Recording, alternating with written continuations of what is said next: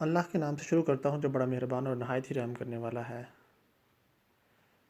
چھوٹی سی ایک بات شیئر کرنا چاہتا ہوں کہ مجھے یہ حدیث ریسیو ہوئی ہے واٹس ایپ کے نمبر پہ، جس میں لکھا ہوا ہے کہ رسول اللہ صلی اللہ علیہ وسلم نے فرمایا کہ آدمی کا جماعت کے ساتھ نماز پڑھنا گھر میں تنہا نماز پڑھنے سے 25 درجہ افضل ہے۔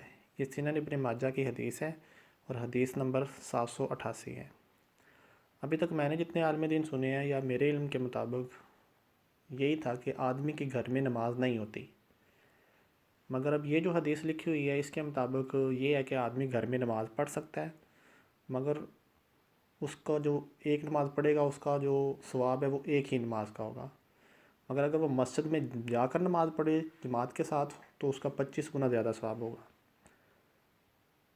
اب بات مسئلہ یہ ہے کہ میں نے ابھی تک جو سنا ہے کہ آدمی کے گھر میں نماز نہیں ہوتی، میں چاہتا ہوں کہ اس حدیث کی اتھینٹیکیفیکیشن چیک کرنے کے لیے کہ آیا کہ واقعی یہ سنن ابن ماجہ کی حدیث ہے اور حدیث نمبر 788 ہے، تو اس کا ایک بڑا آسان سا طریقہ ہے کہ میں کس طرح اس کی اوریجنیلٹی یا اتھینٹیفیکیشن چیک کروں۔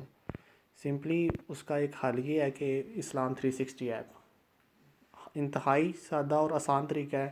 سمپلی اسلام 360 ایپ کو اوپن کریں اور نیچے جو 5 ہیں جہاں پر ہوم ہے، ہدایت ہے، قرآن ہے، عبادات اینڈ مور ہے، سمپلی ہدایت پہ آپ کلک کریں۔ یہ سہایستا کے ساتھ حدیث کی کتابیں ہیں اور کچھ دوسری بکس بھی ہیں ساتھ۔ اس کا مقصد میں نے جو حدیث پڑھی، نمبر ابھی چیک کیا تھا، حوالہ نمبر وہ تھا سنن ابن ماجہ کا حدیث نمبر 788۔ یہ سنن ابن ماجہ پہ جائیں، کلک کریں اور میں نے ڈائریکٹ جانا ہے حدیث نمبر 788 پہ۔ اوپر سرچ لکھا ہوا ہے، سرچ پہ کلک کریں۔ یہ لکھا ہوا ہے انگلش، اردو، ہدایت number, Ravi, search in current book, search in all books, آپ جو بھی کلک کریں گے وہ آ جائے گی۔ قصہ مختصر میں نے سنن ابن ماجہ میں ہی ہدایت نمبر 788 چیک کرنی ہے، ہدایت نمبر پہ کلک کریں، آ جائے گا انٹر ہدایت نمبر۔ اس میں سمپلی میں نے 788 کو لکھنا ہے اور سرچ کر دینا ہے۔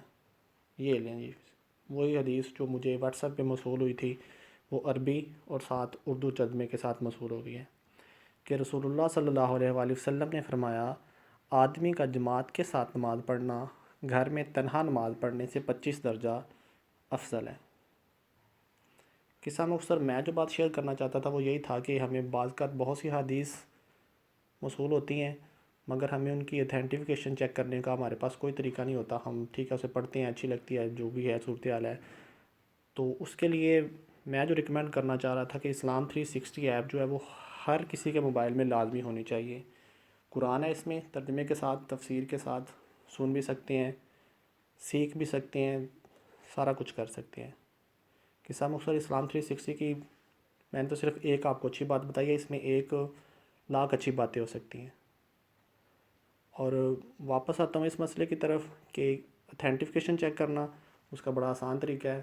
آپ سے ریکویسٹ ہے کہ چینل کو سبسکرائب کریں یا نہ کریں، مگر اسلام 360 ایپ کو اپنے موبائل میں ڈاؤن لوڈ ضرور کریں۔